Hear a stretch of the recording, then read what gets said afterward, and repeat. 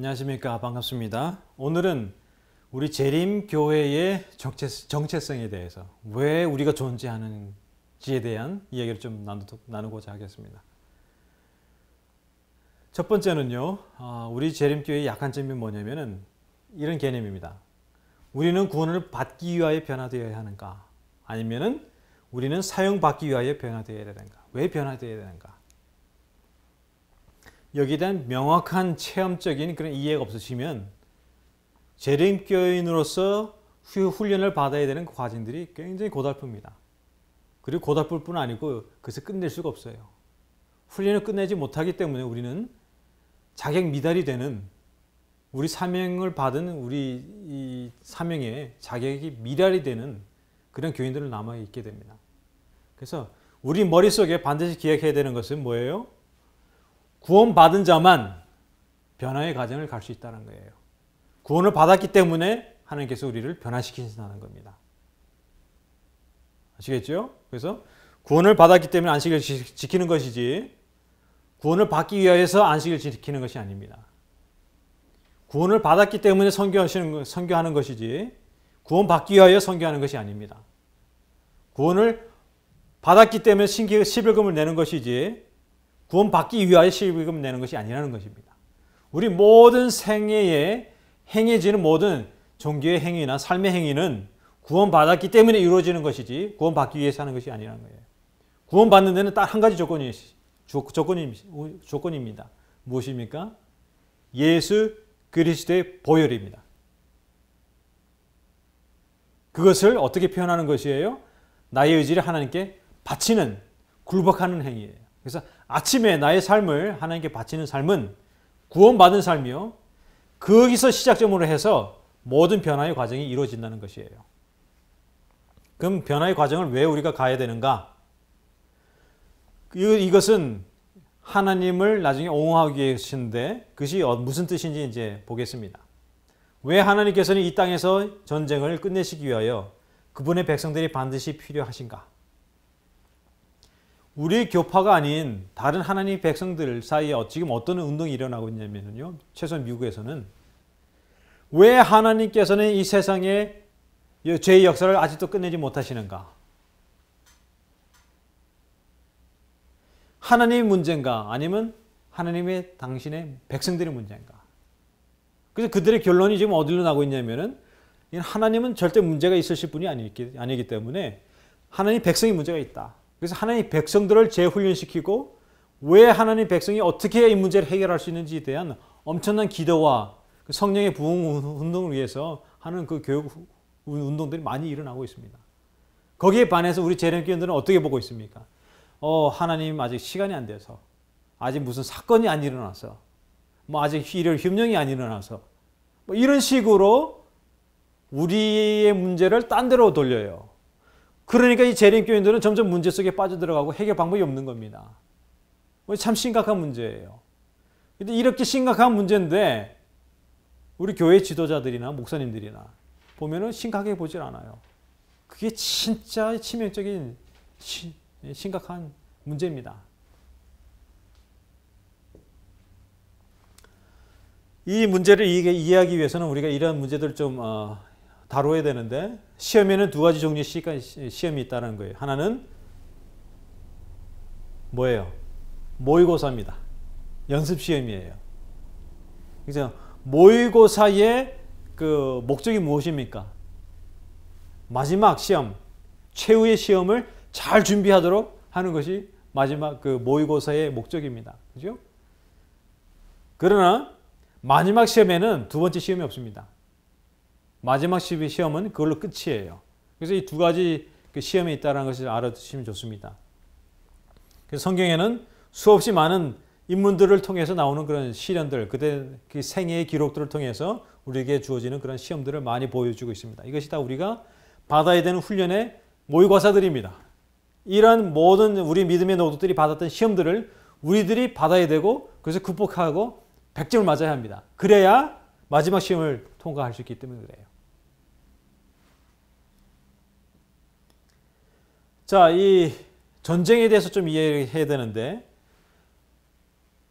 하나님의 백성들 가운데에 우리가 진짜 전쟁을 하고 있다. 내가 지금 전쟁터에 나와 있다라고 믿는 사람들이 드문 것 같아요. 근데 성경에 보면요. 이 전쟁이 얼마나 심각하게 이루어지고 있는지 몰라요. 특별히 사단의 백성들을 보면요. 이 전쟁을 얼마나 심각하게 다루고 준비하고 치르고 있는지 모릅니다. 거기에 반해서 하나님의 백성들이라는 사람들은요. 놀고 있어요. 훈련 받을 생각도 안 하고요. 이게 참 큰일입니다.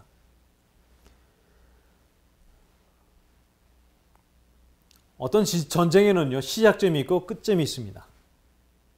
시작에는 반드시 이유가 있어요. 전쟁하는 이유가. 그 이유를 완전하게 해결이 돼야 끝점이 끝나요. 그 전쟁이.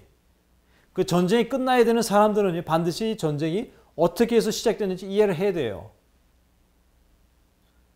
그래서 그런데 지금 우리 교회는 이런 가르침들이 점점 사라지고 있습니다. 하늘에서 전쟁이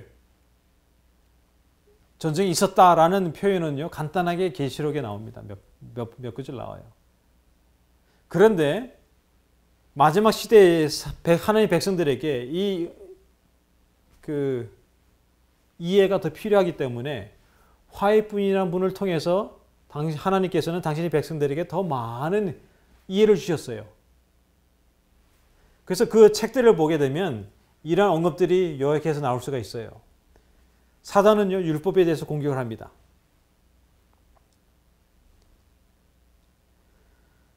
그리고 율법을 나타내는데 어떻게 나타나요? 아주 불리하게 나타내요.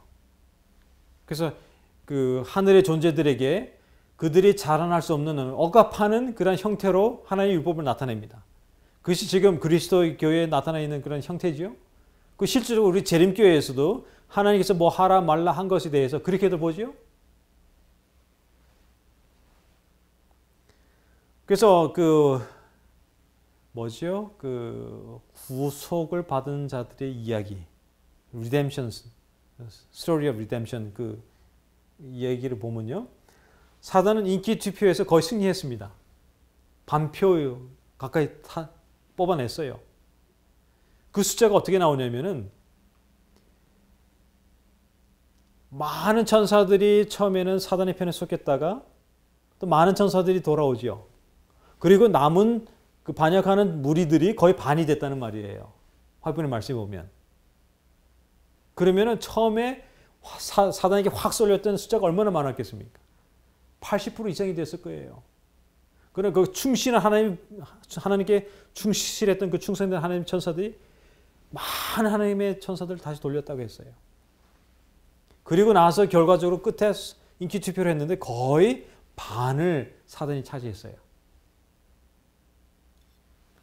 그래서 우리가 그 계시록에서 배우는 3분의 1이라는 개념은 좀 바뀌어야 합니다.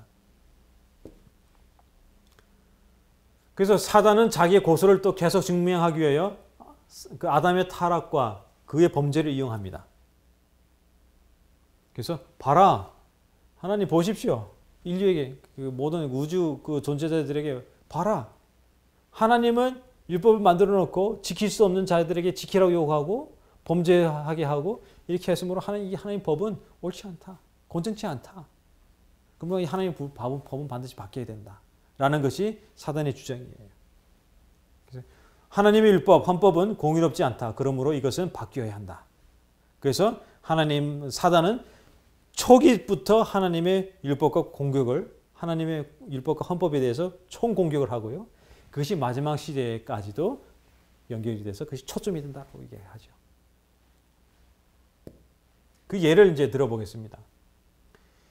이라크 정부를 정복하기 위하여, 후세인을 정복하기 위하여 미군이 한 일들입니다. 처음에 들어가서 후세인을 쓰러뜨렸죠. 그리고 나서 제일 먼저 한 게 무엇이에요? 이라크의 헌법을 다시 제정합니다. 다시 씁니다. 그래서 이 헌법을 국민 투표를 통해서 통과시킨 후에 그 다음에 새로운 정부를 헌법에 의하여 뽑습니다. 그래서 정부의 대통령과 그의 모든 공무원들을, 내각들을 다 뽑습니다. 그리고 이 정부는 이 헌법에 의하여 나라와 국민을 다스립니다. 사단이 이러한 똑같은 수법을 썼어요. 처음에 일으켜서 하나님을 보좌에서 내리려고 했어요. 힘이 없으니까 안 됐지요. 그러니까 나머지 방법은 뭐밖에 없어요. 헌법을 바꾸는 수밖에 없습니다. 그래서 이 사단과 하나님의 전쟁은요, 율법의 전쟁이라 해도 과언이 아닙니다. 또 하나 하나님께 그 사단은 하나님께 대해서 그 고소하는 그런 그 쟁점을 삼았는데 그게 어디 나오냐면 욥기서에 나옵니다. 욥기서에 보면은 사단의 그 쟁점이 무엇이었습니까? 당신은 왜 당신의 백성들에게 울타리를 치십니까? 울타리를 안 치시면 100명 중에 100명 제가 다 쓰러뜨릴 수 있다는 것이 사단의 주장입니다. 그래서 그분 하나님께서 당신 백성에게 해놓으신 보호하심이 불공평하다는 거예요. 왜요? 자기에게 당신의 백성을 공격할 수 있는 100% 기회를 주지 않기 때문에 그렇다는 거예요. 그 기회가 주어진다면 자기는 100% 자신이 있다는 것이 그 사단의 주장이에요. 그래서 두 가지 쟁점입니다. 하나는 하나님의 나라의 율법과 그 헌법은 공정하지 못하고 불공평하다. 두 번째, 하나님의 백성을 향한 그분의 보호하심은 공정하지 못하고 불공평하다. 그 이유를 제가 설명드렸습니다.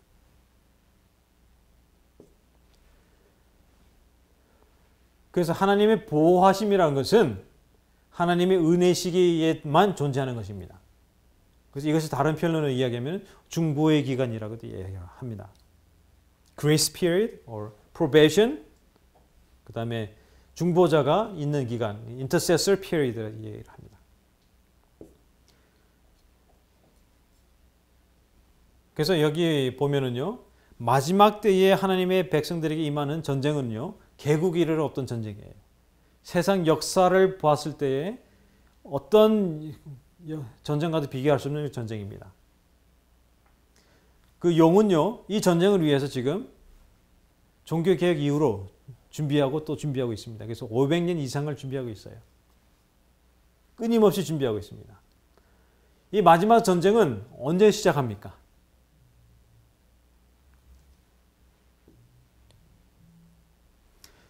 이 말씀은요, 우리 교회밖에 없어요. 그렇기 때문에 우리 하나님께서는 우리 재림교회를 택하셔서 당신의 백성들이 이걸 좀 이해하고 따르기를 원하시는 거예요. 대쟁투 613페이지는 아마 저기 영문 페이지일 겁니다. 때에 예수께서는 하늘 성소에서 당신의 중보 사업을 그치신다. 그 무슨 말입니까? 은혜 시기가 끝났다는 거예요. 그분께서는 손을 들어 큰 음성으로 되었다고 말씀하신다.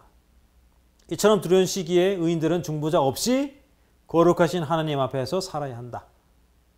악인들을 누르고 있던 억제는 제거가 되고 사단이 마침내 회개하지 않은 자들을 완전히 지배하게 된다.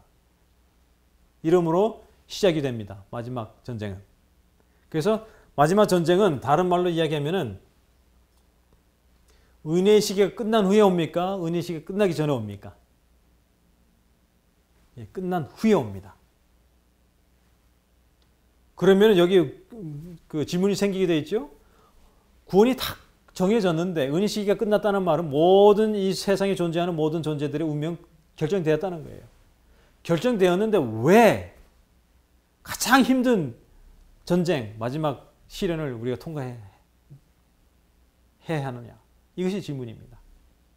저는 이것이 질문이 해결이 안 돼가지고요. 3년을 하나님과 씨름을 했습니다.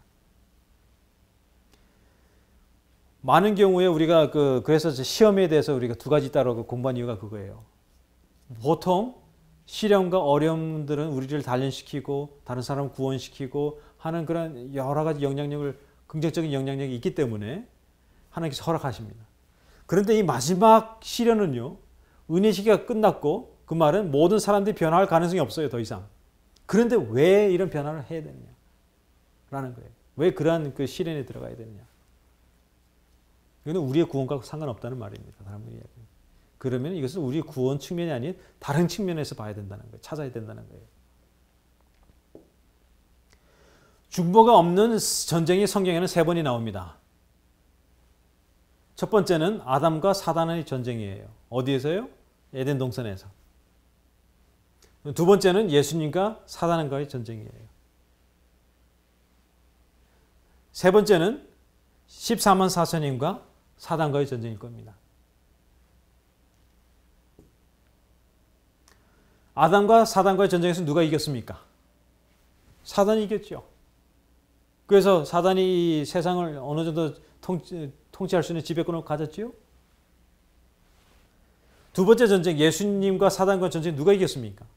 예수님께서 이기셨어요. 그런데 사단이 갖고 갔던 그 모든 지배권을 뺏어 오셨습니까? 못 뺏어 오셨어요. 왜 못 뺏어 오셨습니까? 거기에는 이유가 있어요. 사단이 또 그걸 넘어진 겁니다. 예수님 보고 뭐라고 얘기했어요? 하나님, 예수님은 하나님으로 모든 일을 했기 때문에 인간 우리하고 다릅니다. 인간이 해야 되는 일하고 달라요. 그래서 예수님은 적객자가 아닙니다 라는 거예요. 그래서 하나님께서는 공의로우신데 누구에도 공의로우셔야 돼요. 의인에게만 공의로우십니까? 아니면 죄인에게도 그 사단의 백성들에게도 공의로우십니까? 하나님의 공의는 양쪽 편에게 다 공의한 것이에요. 그래서 사단이 그러한 제기를 했을 때 하나님께서는 억셉트 하셨어요. 성경에 보면은 그 신비, 미스터리는 세 가지 정도가 있어요. 하나님의 속성에 대해서라든가, 그 다음에 성육신에 대해서. 특히 이제 성육신에 대해서 얘기할 때 몇 가지 알아야 되는 것이 있는데, 첫째는 이 하나님께 속한 이 신비를 푸는 데는 두 가지 방법이 있어요. 하나는 내가 하나님이 되는 거예요. 하나님께는 신비가 있습니까? 없습니까? 없어요. 그렇기 때문에 내가 하나님이 돼버리면 신비는 다 해결이 됩니다. 또 두 번째는 믿음이에요. 믿음으로 우리는 신비를 해결할 수 있어요. 그 예를 보면은 죄에 대한 그 신비를 어떻게 풀었냐면은 아담과 가인의 예를 듭니다. 죄송합니다. 아벨과 가인이에요. 가인이 아무리 생각을 해봐도요. 하나님, 내가 왜 죄인이 되는지 깨닫지 못하겠습니다. 이해가 안 갑니다. 그러나 엄마 아빠의 문제지 왜 내가 죄인이 되어야 됩니까? 왜 엄마 아빠 때문에 왜 내가 죄인이 되어야 됩니까? 이것이 이해가 안 되는 거예요. 그래서 고민해도 안 되니까 어떻게 돼요? 그러나 가인이 갖고 싶은 건 뭐예요? 하나님과의 관계의 회복을 하고 싶은 거예요. 정말 진심으로 하고 싶은 거예요. 그런데 도저히 자기가 죄인이라는 것은 이해가 안 되는 거예요. 그래서 그 관계 회복을 위해서 자기에게 가장 좋은 제물을 갖다 바칩니다. 성경에 보면은 제사 제물에 쓰이는 그 제물을 이렇게 보면 두 가지로 나눌 수가 있어요. 하나는 동물성 제물이에요. 하나는 식물성 제물입니다. 그래서 그 가인이 드린 식물성 제물도요, 성서적인 거예요. 아주 절대적으로 성서적인 겁니다. 근데 왜 하나님께서는 그 식물성 그 제물을 안 받으셨습니까? 그 이유는 간단합니다. 성경에 뭐라고 얘기했어요? 피가 없이는 죄사함이 없느니라. 그죠? 죄인으로 느끼지 않기 때문에 피가 필요 없는 거예요. 그래서 그러시면은 그 화목제, 감사제로서는 식물성도 드리고 동물성도 드리고 같이 드렸습니다. 그 사람들의 그 상황에 따라서. 그래서 요제제도 드리고요, 추수감사제도 드리고 이렇게 해서 그 식물성 제물도 하나님께 드렸습니다. 그래서 가인이 원한 것은 그런 관계 회복을 위해서 드리는 식물성 제물이었어요. 그러나 그가 실패한 부분에서 아벨은 어떻게 했습니까? 아무래도 나도 형처럼 이해는 안 가지만 엄마 아빠가 그랬으니까 한번 해보자. 그래서 믿고 시작한 거예요. 믿고 동물성 제물을 드렸어요. 자꾸 드리다 보니까 어떻게 돼요? 하나님의 성령께서 점점 그 마음에 오셔서 나의 마음을 바꾸시고 변화시키시고 그러시면서 죄인이라는 착각이 점점 깊어지기 시작하는 거예요. 그러면서 이것이 너무나 자기가 죄인임을 깨닫게 되면서 이제 그렇게 하나님의 관계가 그렇게 해서 회복이 되는 거예요. 그래서 믿음이 시작을 이루어서 그 결과를 이루는 것이지 우리가 어떤 결과를 이해함으로 그 믿음이 생기는 게 아니라는 겁니다. 이런 믿음이 사단에게 있어요, 없어요? 사단에게 없는 거예요. 그렇기 때문에 예수님께 속한 그 예수님이 가지고 계신 그 성육신에 대한 신비가 풀리지 않는 거예요. 믿음이 없기 때문에. 또 신이 아니기 때문에. 그런데 우리 믿는 자에게는 믿음이 있기 때문에 이 모든 문제가 해결이 된다는 겁니다. 그래서 믿음이 없는 자에게도 하나님께서 공의로우시기 때문에 오케이 하셨어요. 그래서 예수님께서 승리하셨지만 그것으로 사단에게 빼앗기는 모든 것을 되찾아오지 못하셨어요. 그 몫이 누구에게 이제 이루어진 겁니까? 우리에게 이루어진 거예요. 우리에게 온 겁니다. 아시겠어요? 그래서 우리가 필요하다는 거예요. 하나님에게는. 그래서 이거와 맞물려서 제가 한번 그 재림교회 역사를 한번 생각해 보게 되었어요. 하나님께서는 우리 재림교 하나님의 백성들을 불러 모으셨을 때에 첫 기별을 주셨는데 그 첫 기별이 언제 왔냐면은 대실망 이후에 왔습니다. 1844년 대실망 이후에 왔어요. 그때 1857년에 제임스 화시라는 그 장로님을 통해서 왔어요. 그 기별이 무슨 기별이었냐면은 회개하라라는 기별이었어요. 여러분들 이 시대의 하나님의 백성들의 상태를 보십시오. 그들은 1844년 대실망을 포기한 성공적으로 극복한 사람들이에요. 그들은 벌써 세상의 모든 것을 다 포기한 사람들입니다. 모든 것을 다 회개했던 사람들이에요. 그런데 하나님께서는 그들에게 회개하라는 기별을 주셨을 때 그들은 의아했어요. 우리에게 더 이상 뭘 회개할 게 더 회개하라고 하시나?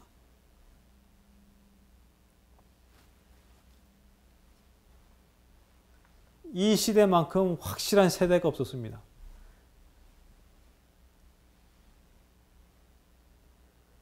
이 세대는요, 우리 교회가 조직도 안 됐었어요. 그래서 하나님께는요, 우리 하나님 백성들이 조직이 된 단체든 안 되든 상관이 없어요. 그들이 준비만 되면 된다는 말이에요. 준비되는데 조직이 있어야 되는 조건은 하나님 일에 없습니다.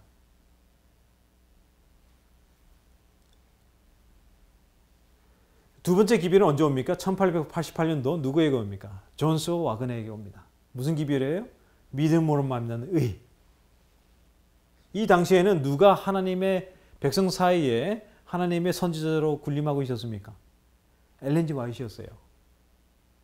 하나님께서는 엘렌 G 화이트를 통하지 아니하고 다른 분들을 통해서 당신의 기별을 보내셨다는 거예요.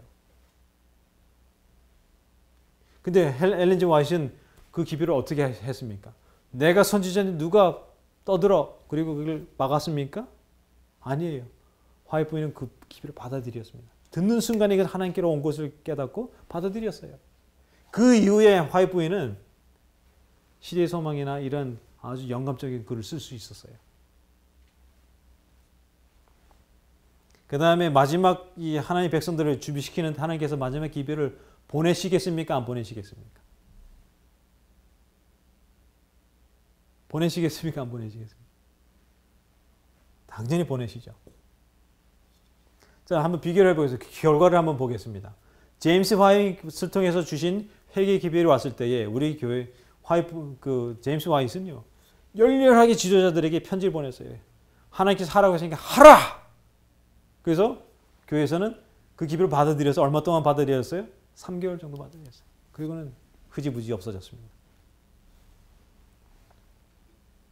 그때 이 당시에 화이트 분의 말씀들을 본 기별들을 보면요, 예수님이 당장 오실 것처럼 많이 쓰셨어요. 근데 그것이 안 이루어졌기 때문에 화이트 부인을 거짓 선지자라고 하는 사람들이 많습니다. 그것은 이 배경들을 몰라서 그래요. 하나님께서는 정말 심각하게 진실성 있게 이걸 받아들였으면 그 시대에 하나님께서 오셔 일을 끝내시고 예수님이 재림하셨습니다. 존 스왑 와그너의 기별은 어떻게 됐어요? 지금 우리 교회 신학자들을 통해서 그때 받아들였다라고 지금 이상한 이론들을 발표하는데요. 역사적으로 보면 거절했어요. 우리 교회는. 그 거절한 그 결과가 어떻게 나타납니까? 화이트 부인은요, 이 기별을 받아들이고는요, 너무 좋아가지고 예수님이 이제 자기 생에 오실 것 같으니까 너무 좋아서 대충의 지도자들, 지도자들 찾아다니면서 이 기별을 받아들이고 호소하고 연설하고 있어요. 아주 지도자들을 괴롭게 했어요. 그래서 교회에서는 이 화이프는 어디로 보냅니까? 호주로 보냅니다. 1890년도 2년 후에 호주로 보냅니다. 호주로 가라고 했을 때 화이프는 얼마나 울었는지 몰라요. 기도하면서 하나님 내가 가야 합니까? 말아야 합니까? 하나님께서 뭐라고 그러죠? 가라. 너에게 다른 일을 주리라. 가는 동안 어떻게 됐어요? 아들이 죽었잖아요. 엄청난 희생을 치러서 가셨습니다. 화이프는 거기 동안 몇 년 동안 그 유배 생활 하셨어요? 10년입니다. 10년 후에 오셔가지고 그래도 보니까 하나님께서는 아직도 기회를 주고 계신 걸 보고는요. 대총에게 다시 계획을 촉구해서 대총회가 계획을 시작합니다. 한 4, 5년 하더니 다시 돌아가는 거예요. 그럴 때 그 계획을 시작할 때요. 화이프님께서 받으신 기별을 보면요. 우리 교회는 절대 바벨론이 될 수 없고 바벨론이 된다고 하는 사람들에게 저주를 임하는 것처럼 강하게 얘기를 하십니다. 다시 계획을 중단하고 돌아갈 때는요. 이 교회를요. 완전 바벨론화 되는 것처럼 그렇게 강한 말씀을 하세요. 그래서 이 화이프의 그 빗들을 말씀을 볼 때는요. 이 역사적인 배경을 보고 판단을 하세요. 안 그러면요. 화이프님 이렇기 때문에 안 울려졌기 때문에 거짓 선지자로 자꾸 함부로 이야기하시면 여러분 스스로에게 하나님의 영의 역사하시는 것을 막는 경우가 됩니다. 조심하십시오. 재림교회와 남은 백성들에게 기별이 올 때는 어떻게 되겠습니까? 이 보면요. 받으리했다 금방 되고 거절하고 점점 나빠지겠습니까? 안 나빠지겠습니까? 박해가 시작될 가능성이 많아요. 초기 문제에 보면요. 마지막 흔들림 기별이 올 때는요. 박해가 시작된다. 교회 안에서 먼저 박해가 시작되고 이것이 세상으로 퍼져나가는 것처럼 표현이 됩니다. 이게 모든 예언은 조건적이기 때문에 우리 세대의 우리 지도자들이 이것을 깨닫고 박해하지 않도록 선택해본 박해는 안 옵니다. 저는 그걸 믿기 때문에 지금 이런 말씀을 드리는 거예요. 저는 또 이 교회, 재림교회와 또 세상 역사를 한번 비교해 봤습니다. 우리 교회에서 첫 번째 기별을 받는 것을 실패했을 때에 미국에 어떤 일이 납니까? 남북전쟁이 일어나요. 1861년도에 남북전쟁이 시작돼서 그 결과로서 우리 교회가 조직이 됩니다. 1863년도에. 우리 교회가 조직된 거는요. 우리가 기별을 받아들이는 게 실패했기 때문에 조직이 주어진 거예요. 우리 교회 조직 너무 자랑하지 마세요. 그 존스 와그너의 기별을 실패했을 때 화이프님께서 뭐라고 이야기하시냐면요. 1910년도에 돌아가시기 5년 전에 우리가 그 당시에 1888년도에 하나님 기별을 받아들였으면 지금쯤 우리 하늘나라 가 있었을 것이다. 그 이야기 들어보셨습니까? 찾아보세요. 그래서 이 1차 대전, 2차 대전이 막 일어납니다. 또 전쟁이 막 일어납니다. 정말 우리가 화이프의 말을 믿는다면 우리가 교리에서 배운 것처럼 화이프는 우리가 정말 선제를 받아들이고 그 하신 말씀을 믿는다면 누구 때문에 전쟁이 계속 일어나는 것입니까? 우리 때문이에요. 우리가 하나님의 말씀대로 기별을 받아들이지 않냐고 그 말씀의 변화를 받지 않도록 선택을 했기 때문에 이 세상은 전쟁과 아픔과 곤욕 속에 있는다는 거예요. 누구예요? 이 사람들이 누구예요? 재림교인이라는 거예요. 재림교인. 그래서 이 재림교인들이 이때에 제대로 했으면 전쟁이 끝났어요. 지금도 마찬가지예요. 우리가 제대로 재림교인으로서 기별을 받아들이고 제대로 준비를 한다면 이 세상의 전쟁을 우리가 끝낼 수 있다는 말씀입니다. 이 세상의 역사는 우리 손에 있다는 거예요. 사단의 손에 있는 것이 아니에요. 우리가 준비가 되면 바로 일요 협령이 오고 우리가 준비가 되면 이 세상의 끝은 은혜의 시기는 바로 끝나고 우리가 준비가 되면 예수님께서는 바로 오실 수 있다는 말씀입니다.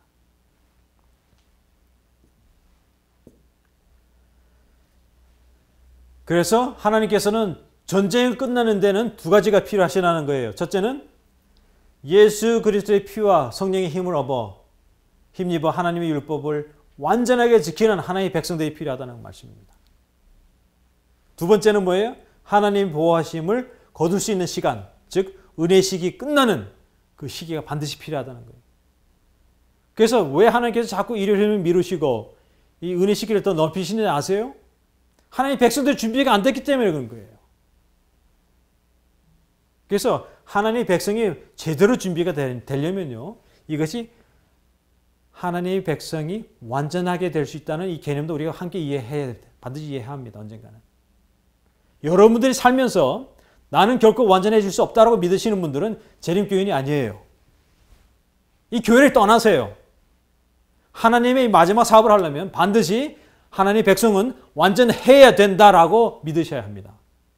그래야 은혜 시기가 끝나고 그래야 은혜 시기가 끝나야 마지막 전쟁을 통해서 일을 끝낼 수 있기 때문에 그래요. 그래야 이 세상에 죄에 의해서 뿌려지는 아픔과 고통을 끝낼 수 있기 때문에 그렇습니다.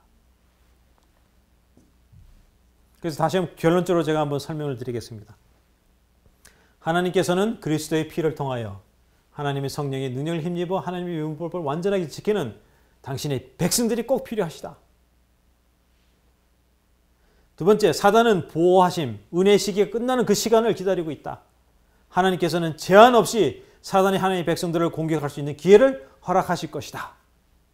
그렇기 때문에 제한 없는 그러한 허락을 사단에게 주기 때문에 이 마지막 시련은요, 세상에 없던 그런 시련이 되는 것입니다. 마지막 사건은 사건 자체가 아니요, 하나님의 백성들의 준비 상태에 달려 있다. 우리가 마지막 사건을 이야기할 때 무슨 일이 일어나면 막 떠드는데요, 그것이 아니에요. 마지막 사건은요, 하나님의 백성들이 준비됨에 따라서 결정이 되는 것이에요. 여러분과 저에 의해서 이렇게 준비가 된다는 것이에요. 결정이 된다는 말씀입니다. 하나님의 백성들은 매일 굴복하고 끊임없는 변화를 추구해야 합니다. 이럴 때 영적 부흥이 하나님의 백성 사이에 이루어질 것이며 하나님의 백성들은 마지막 임무를 마치기 위하여 100% 하나님의 성령의 침례로, 즉 늦은 비 성령으로 준비될 것이다. 늦은 비에 대한 이야기도 많이 할 수 있는데요. 넘어가겠습니다. 오늘은. 하나님의 백성들은 그분의 사랑과 그분의 왕국의 공의를 옹호하는, 증명하는 과정을 겪을 것이다. 이것이 야곱의 환란이라는 것입니다.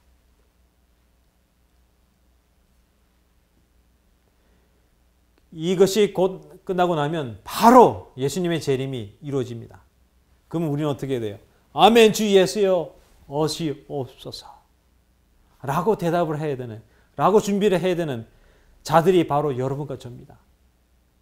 여기 속해 있는 재림교회라는 곳에 속해 있는 여러분과 저예요. 이 사명을 깨닫지 못하고는 여러분은 결코 하나님의 백성이라고도 할 수 없고요, 재림교회라고도 할 수 없습니다. 이 예수님이 정말 여러분을 기다려지십니까? 정말 여러분들의 해야 되는 그런 임무를 느끼시겠습니까? 왜 우리가 변화를 가야 되는지, 변화를 통해서 우리가 얻어야 되는 게 무엇인지 아시겠습니까? 여러분들의 주어진 구원만 즐기지 마시고 이제는 하나님께서 고통당하시는 그 하나님의 마음을 이해하셔야 되는 때입니다. 그 하나님의 마음을 느끼고 그 마음에서 오는 감동을 통해서만이 우리가 이러한 일들을 이뤄나갈 수 있기 때문에 그래요. 아버지의 그 아픈 마음, 아버지의 그 간절한 마음을 여러분들 오늘 느끼시고 거기에 분발하셔서 준비하시는 우리 여러분과 제게 되시기를 간절히 바라겠습니다. 감사합니다.